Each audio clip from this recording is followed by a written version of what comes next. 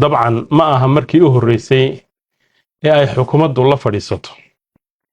kooxaha mucaaradka ah in badan oo hadda sanad iyo siyaado ah ayaa wada xaajood lagu soo jiray xilliyo kala duwan baa wada xaajood lagu soo jiray haddana kuwani waa kuwa daba socda sunnihii ku dhisnaa siyaasad laga wada hadlayo wax la isweydiinayo laga doodayo horena loo soconayo oo aan ku dhisnayn cunfi iyo dawyo kale oo siyaasadda lagu raadiyo aad baan u soo dhaweynaynaa taa ka sokow waxa iyana soo dhaweyn mudan intan ay noo bilaabmeen dhowrkeesha u dambaysa wada hadalladu waxaan aad u soo dhaweynay in badi haddii aan dhammaanba oran saaxiibada kala duwani ay run ahaantii mabda'a in talada dadka Soomaaliyeed la gaarsiiyo oo muwaadinka Soomaaliyeed uu xaqna u yeesho in uu waxna doorto lana doorto mabda'aasi uma eka hadda mid lagu kala lixsan yahay waa mabda' soo dhaweyn mudan waxa iyana badi la isla qabaa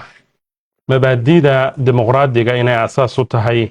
waxa la yiraahdo hanaanka xisbiyada badan oo doorashada aynu ka hadlaynay dimuqraadiyadu dabcan waa mid ku dhisnaan doonta hanaanka xisbiyada badan iyana waxaad oran kartaa waa mabaadii inta badan la isla soo dhaweynayo jiri karaan doodo dadka qaar ay qabi karaan iyana waxa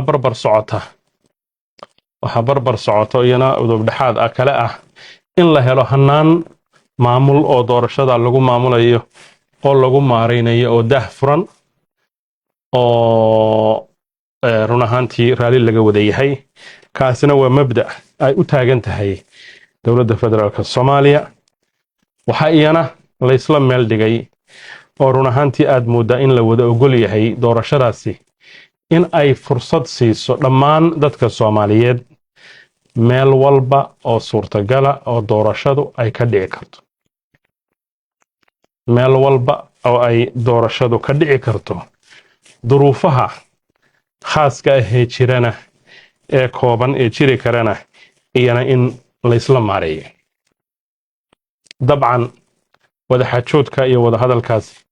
waxaanu ku rajo weynahay inuu ina gaarsiiyo dhammaystirka iyo kamira dhalinta hadafka ay dowladda federaalku muddo dheerba soo waday oo inaga saaraya fadhiidnimadii aynu ku jirnay ama 35kii u dambeysay dalku uu burburay ama ilaa iyo 60 iyo 7dii 8dii 9kii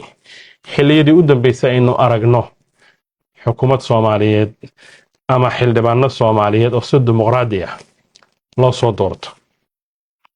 waxaanu ku rajo weynahay in doorkan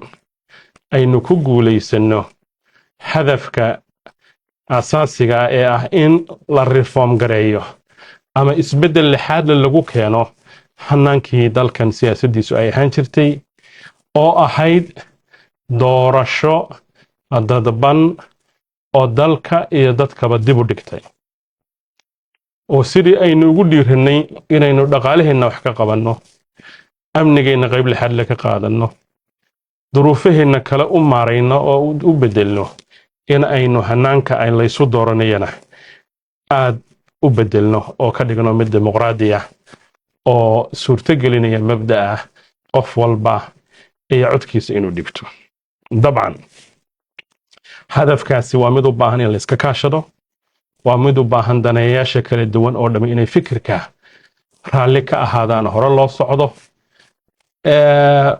ilaa hadda maanan arag annagu cid si cad u diidaysa mabda'a laakiin su'aalo xagga operationska la xiriira iyo dhaqangelinta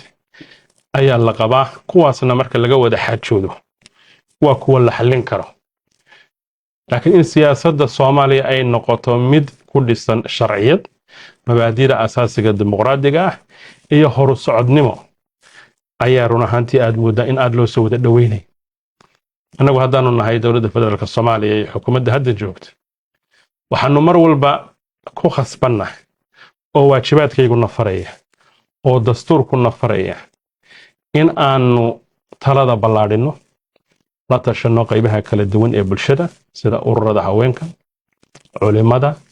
waxgaradka xisbiyada kooxaha mucaaradka ah maamul goboleedyada iyo cid walba oo aragti shariifa oo horu socda ku soo kordhinaysa geedi socodkan dimuqraadiyiinta waxaan ku rajo weynaa dadaalada xukuumaddu ay bilowday qaarna ay wax ka fuleen oo ummadda Soomaaliyeed ay markhaati ka ahayd iyo inta inoo dhimanba isugeynteeda in guul ummadda Soomaaliyeed u soo hoyata aynu halkaa ka heli doono iyo sumcad iyo magac ay dadka Soomaaliyeed oo dhan yeelan doonaan oo aan mar dambe waxa la yiraahdo fulaxantiima moogane aan mar dambe dadka iyo dalka Soomaaliyeed lagu duri doonin dawladoodu inaanay ahayn mid dimuqraadi ah oo bulshadu ay soo doorato oo tixgelin mudan dhaliisha dhowr iyo 30 jirsatay in aynu ka gudubno ayaan ku rajo weynahay insha Allah ta'ala waxaanu ku niyadsannahay in wada hadalladan bilaabmay tacabku uu galay saaxiibada Soomaaliyeed ay juhdi geliyeen mira dhalkeeda dhawaan la arko hadafkii aynu lahayn in dadka la gaarsiiyo fursad ay ku codeeyaan iyana ay ama lagu doorto qofka aynu gaadhno biidnillaahi kariim saasaynu ku rajo weynahay